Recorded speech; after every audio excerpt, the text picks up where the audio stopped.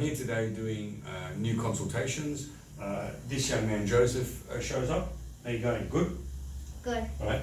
Joseph is 7, right? Yep. And the history is Joseph's already had his tonsils and adenoids out. What age, Mum? At 4. At 4? Yeah. And that was because he had a sleep study to show he had sleep apnea, right? Yeah. So the ear, nose and throat doctor is a very good ear, nose and throat doctor, has done the tonsils and adenoids.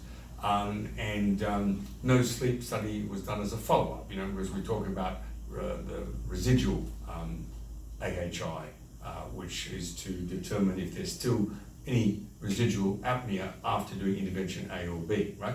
Now, lucky the dentist, Joseph's dentist, has picked up that he's got a class 2 jaw, a narrow palate, and a tongue tie.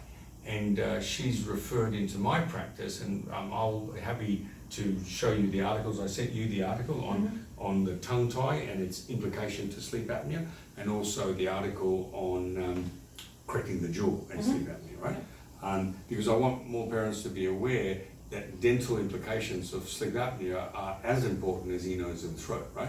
Now, can you, well, if you look at Joseph, you can see under his eyes, he has the venous pooling. Now, venous pooling is classic of poor oxygen saturation at night. You say he still snores a little bit, right? Yeah. So snoring, of course, in a child is another indication. But have a look at Joseph's bite. Can I show them your bite? Is that okay? Yeah. Good man. Okay. Do you remember how many millimeters? I measured it before, huh? Yeah. How many? 10. 10, exactly.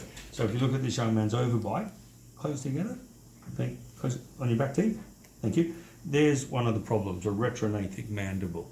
The other problem is the palate. Can you put your chin up in the air for me and just go R, big R? Thank you.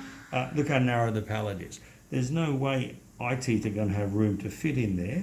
And the last thing is the tongue tie.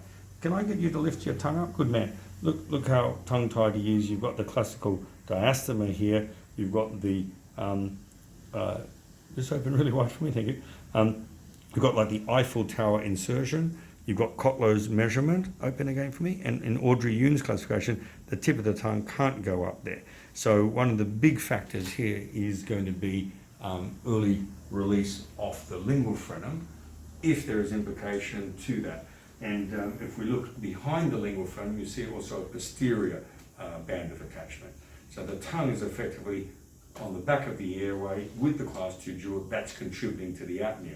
And the sad thing is, you've had ear, nose and throat opinion, you've had sleep,